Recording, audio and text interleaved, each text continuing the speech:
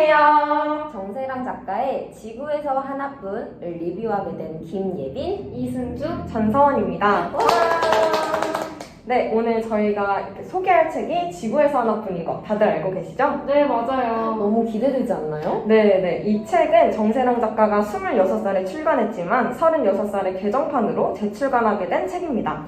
흔하지 않은 외계인과의 사랑 이야기를 담은 책이라 많은 이들의 사랑을 받았었죠. 네, 외계인과의 사랑이라고 하니까 좀 이질감이 들 줄 알았는데 오히려 생각보다 설레고 흥미진진한 이야기였습니다. 네, 간단하게 이 책의 줄거리를 소개해드리도록 하겠습니다.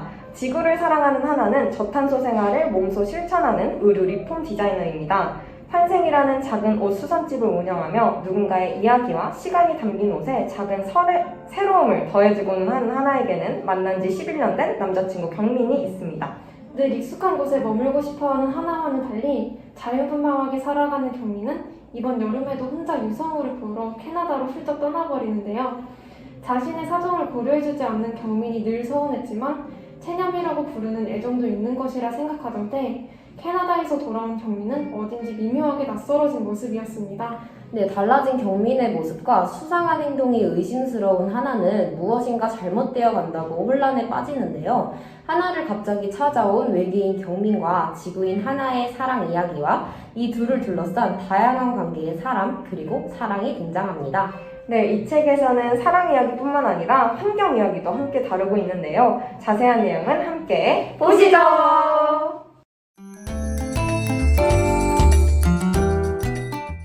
네, 다들 이 책 읽으면서 가장 마음에 들었던 문단이나 구절 있으셨을까요? 저는 책의 모든 문장들이 너무 감명 깊었어서 하나만 고르기 너무 어려웠어요. 맞아요. 그래도 저희가 많은 문장들 중에서 한 가지를 고심해서 골라봤습니다. 네, 그럼 저희가 지금부터 엄선한 문장들을 하나씩 소개해드리도록 하겠습니다. 제가 가장 감명 깊었던 구절은 95페이지에 있는 문단입니다. 나는 안 될까? 처음부터 자기소개를 제대로 했으면 좋았겠지만 아무리 생각해도 이게 더 나은 방법일 것 같았어. 그래도 나는 안 될까? 너를 직접 만나려고 이만 광년을 왔어. 내 별과 모두와 모든 것의 자유여행권을 버리고 그걸 너에게 이해해달라거나 보상해달라고 요구하는 건 아니야. 그냥 고려해달라는 거야. 너에게 아무것도 바라지 않아. 그냥 내 바람을 말하는 거야. 필요한 만큼 생각해봐도 좋아. 기다릴게. 사실 지금 이 이야기를 할 수 있다는 것만으로도 난 괜찮은 것 같아. 우주가 아무리 넓어도 직접 하지 않으면 안 되는 이야기들이 있으니까 이거면 됐어. 이 문단은 경민이 하나에게 프로포즈를 하며 자기의 정체를 밝히는 장면인데 하나를 위해 오직 한 가지 목표만을 가지고 지구에 온 경민의 진심이 잘 느껴지는 문장이었습니다. 하나에게 무언가 요구하거나 강요하지 않음으로써 하나를 향한 경민의 깊은 마음이 더 잘 드러나고 있다고 생각했습니다. 제가 가장 감명 깊게 읽었던 문단은 102페이지에 있는 문단입니다. 파괴적인 종족으로 태어났지만 그 본능에서 가장 멀리 떨어져 있었지. 너는 비 오는 날 보도블록에 올라온 지렁이를 조심히 화단으로 옮겨주고 한 번도 만난 적 없는 고래를 형제 자매로 생각했어. 땅 위의 작은 생물과 물속의 커다란 생물까지 너와 이어지지 않은 개체는 없다는 걸 넌 우주를 모르고 지구 위에서도 아주 좁은 곳에 머물고 있었는데도 이해하고 있었어. 나는 너의 그 선험적 이해를 이해할 수 없었어. 인간이 인간과 아닌 모든 것들을 끊임없이 죽이고 또 죽이는 이 끔찍한 행성에서 어떻게 전체의 특성을 담지 않는 걸까? 너는 우주를 전혀 모르는데 어떻게 우주를 넘어서는 걸까? 너는 너무 멀리 있는데 나는 왜 널 가깝게 느낄까?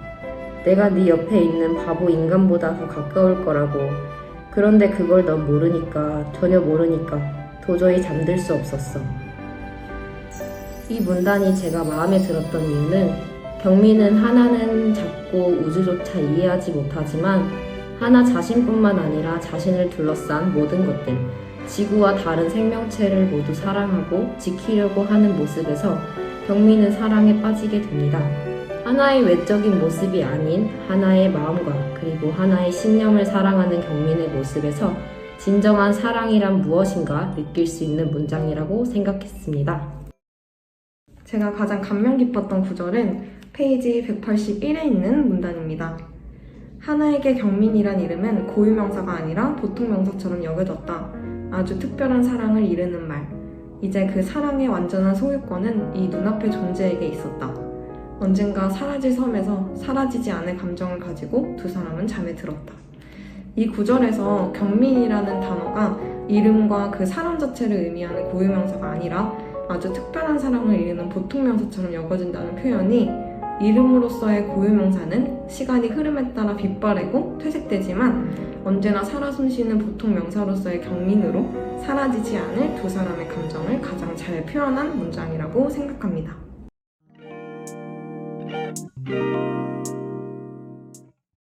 그럼 혹시 각자 책 읽고 느낀 점 있으면 한 가지씩 말해볼까요? 네, 제가 먼저 말씀을 드려보겠습니다. 사실 일상에서 우리가 망설임 없이 어떤 행동을 하는 게 되게 어려운 일이잖아요. 그래서 순간의 선택이 또 다른 순간을 완성시킨다는 물리적 법칙에 대한 인식이나 혹은 심리적인 기제에서 기인한 일종의 강박처럼 우리는 늘 순간을 주저하게 됩니다. 그렇기 때문에 언제나 미완의 상태에서 고민하고 불안정한 삶을 그런 선택과 5% 이상의 망설임으로 가득 채우는 것입니다. 그러나 이 지구에서 하나뿐에 등장하는 인물들은 모두 망설임이 없습니다. 표면적으로는 우주인과 지구인의 사랑 이야기지만 망설임 없는 인간 경민의 여행, 우주에서도 스타가 되기 위해 투어를 떠난 망설임 없는 아폴로, 그를 찾아 나선 망설임 없는 주영, 또 하나만 보고 2만 광년을 온 망설임 없는 우주인 경민, 또 심지어는 결혼 허락에도 거치 없는 부모님까지 참 이상적인 형태지만 그렇게 주도되는 인생기에 작가는 우리가 지나치게 주저해서는 안 될 것이라는 메시지를 던져주는 것 같습니다.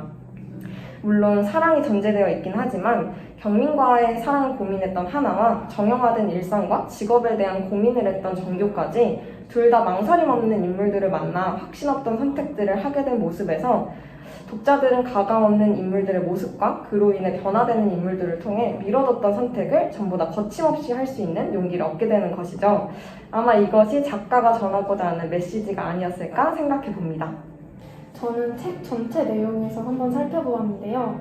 이 책은 크게 보았을 때 하나와 경민의 사랑을 다룬 연애 소설이지만 가까이서 들여다보면 환경을 향한 정세랑 작가의 사랑을 찾을 수 있었습니다. 낡은 물건에 생명을 불어넣어주는 하나와 하나만을 위해 우주를 건너온 외계인의 친환경적인 연애 또한 인상 깊게 느껴졌습니다.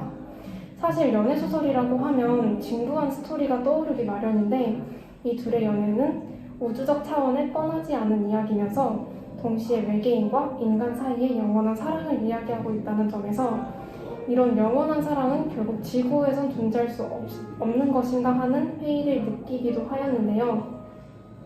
하지만 이전까지 외계인의 존재를 상상해보지 않은 저로서는 이런 외계인이라면 있어도 좋을 것 같다는 생각이 들기도 했습니다.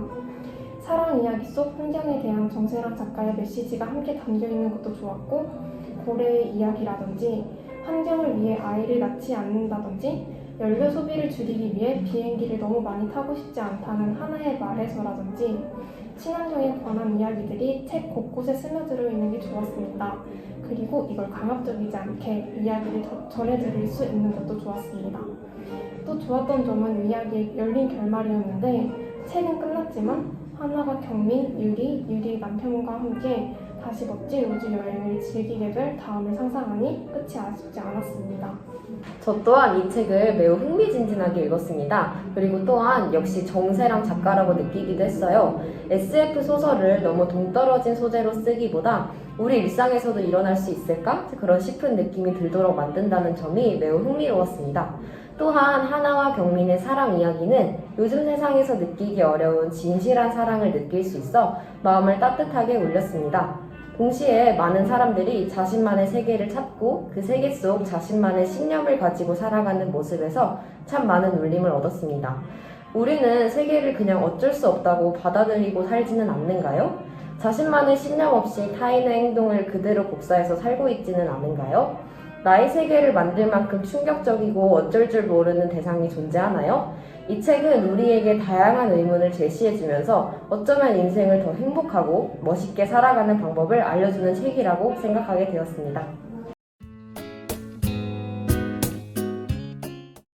네, 저희가 책을 정말 재미있게 읽었지만 그럼에도 비판할 만한 요소가 있는 것 같았습니다.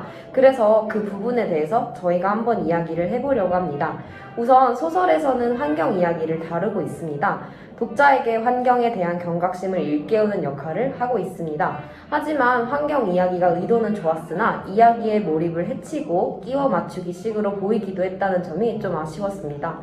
사회적인 문제를 화두에 올리고자 하는 의도는 좋았으나 너무 많은 이야기를 담으려고 하다 보니까 오히려 중심적 서사에 방해가 되는 느낌을 지울 수가 없었습니다.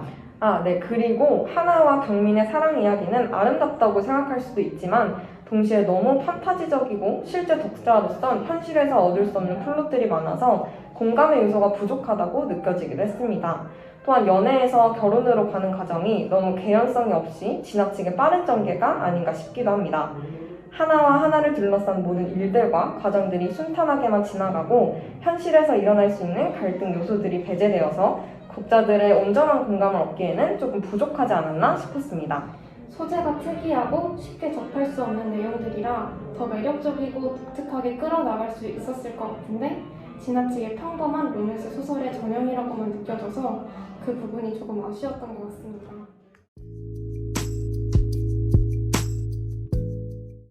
자, 저희가 이렇게 지구에서 하나뿐 북리뷰를 진행해 봤는데요. 다들 재밌으셨나요? 저는 함께 생각을 나눌 수 있어서 너무 즐거운 시간이었는데요. 책을 혼자 읽는 것보다 이렇게 함께 의견을 나누니까 생각도 더 풍부해지고 미처 알지 못했던 부분도 알게 되어서 정말 좋은 시간이었던 것 같습니다. 네, 혹시 지구에서 하나뿐을 아직 읽어보시지 않으셨다면 한번 꼭 읽어보셨으면 좋겠습니다. 그럼 지금까지 김예빈, 이승주, 전서원이었습니다. 감사합니다.